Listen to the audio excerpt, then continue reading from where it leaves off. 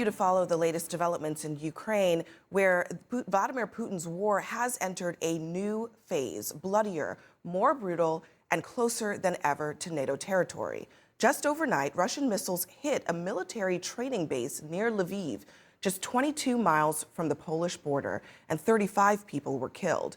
The Russians are bombarding cities all across the country. Kharkiv, Mariupol lie in ruins with hundreds dead. Residents have no heat and are running low on food as the Russians bombard them with missiles. This woman was separated from her husband and children who remain in Mariupol. Please help. There is still alive. You know my city, Mariupol. It was beautiful city. Now it's destroyed. There is no more Mariupol anymore. But these people, they are still alive. 500,000 people are still alive. They are still waiting. And with every day we have less and less hope. Meanwhile, forces are closing in on Kyiv. The Russians now just 15 miles from the city center. And the U.S. is warning that Russia may be willing to use chemical weapons to win this war. Ukrainian President Volodymyr Zelensky says he's worried too, and he again called on the West to provide more military help.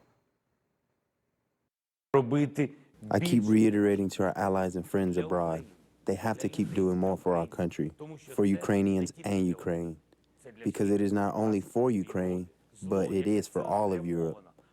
The evil witch purposefully targets peaceful cities and ambulance vans and explodes hospitals will not stop with just one country.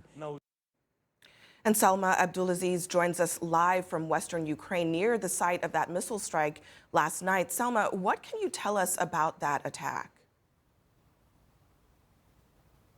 This is a hugely significant attack. More than 30 missiles coming from warplanes, Ukrainian officials say, struck one of the country's biggest military bases. That military base is about 5 miles away from me here. We've been trying to get access all day, but as you can imagine, the situation here is extremely tense. Even public roads leading to that base have been closed. And if you look around me, you can see there's villages here. There's men in camouflage. We've been talking to them. They say they're here to help with medical evacuations. Again, I want to repeat that toll: more than 35 people killed, more than 130 wounded. It's devastated the hospitals around here. It's terrified families who, of course, heard the sound of bombardment overnight and went into their basements. But it also has hugely important military consequences. This base, again, behind me here, 5 miles away, was considered the safe place where the military could operate from, where it could meet with its Western allies, where in the past, just a few months ago, actually, last fall,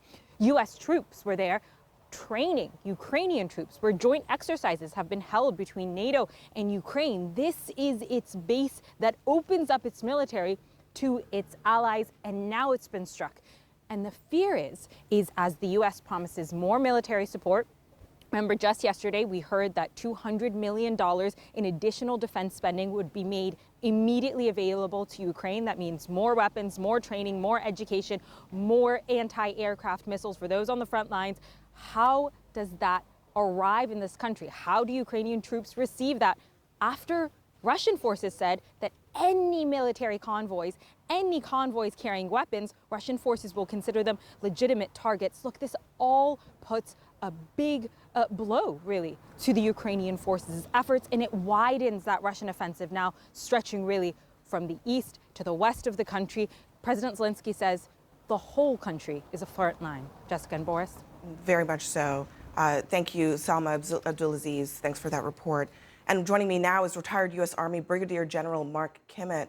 So, General Kimmitt, that attack, a couple of pieces of significance there: the proximity to NATO, but the Russians clearly targeting efforts to resupply the Ukrainians, efforts to aid the Ukrainians in their fight in other parts of the country. I think that's right. It's not only the resupply efforts, but could indicate that this is a new area that they're going to be attacking. They've attacked in the north, the south, the Donbass region in the east, and this may be first cut off the supplies coming in, and then second, start a ground campaign going in there. What is the risk, though, to NATO? The risk to NATO, in my mind, is twofold. Number one, potential for miscalculation or mistake. If something happens near the border that falls into or clashes with NATO, What does the president do then? What does NATO do then? That has been his red line. Meanwhile, we're watching Kyiv very closely. Yeah. That convoy has dispersed, but most analysts say they are bracing for Kyiv to be under heavy attack very soon. What do you think is taking the Russians so long? Do they not have the capability, or are they pausing strategically and bracing for something coming? I think we're completely mistaking this notion of a timeline. Yeah. The fact remains, he wanted a victory quickly, didn't get it, so now they're going back to the old Russian bulldozer attacks. Bulldozers move slowly, but anything in front of them, they tamp down. So they're slowly, methodically surrounding Kyiv.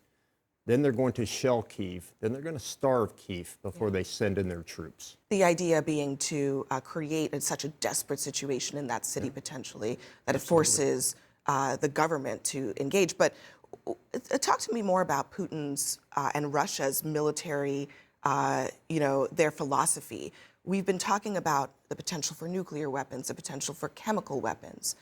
What do you think are the chances that we are staring down two really, truly horrible scenarios here for Ukraine? Well, I'm certainly hoping we won't see them, but I think it's important to understand Russian doctrine doesn't have cliffs in the sense that we do. There's a difference between conventional war and nuclear war for us. Yeah. The Russians don't see that. They see this as a continuum, as an escalation, but they don't see the political consequences of going from conventional warfare to tactical nuclear weapons. So this could escalate, and I think we need to be prepared for that. Yeah, I think that that's exactly right. And yet President Biden is pretty steadfast. Take a listen to what he had to say just on Friday about what it would mean for the U.S. to become more involved in Ukraine. We don't have that bite, but he made it clear that it would be World War III, right? So the question is, are we too concerned about the prospects of World War III? Has it already effectively begun? Well, I don't think so. I think World War III is NATO against Russia.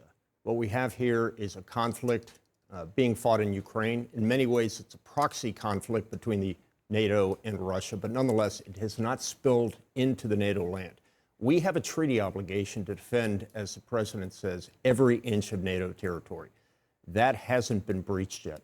If it is breached, perhaps, as we said earlier, with a mistake or miscalculation, we're in a completely different scenario then. The Polish president, Duda, this morning in a BBC interview, said that he believed that if Russia uses chemical weapons in Ukraine, that is a, quote, game changer for NATO. What do you think about that?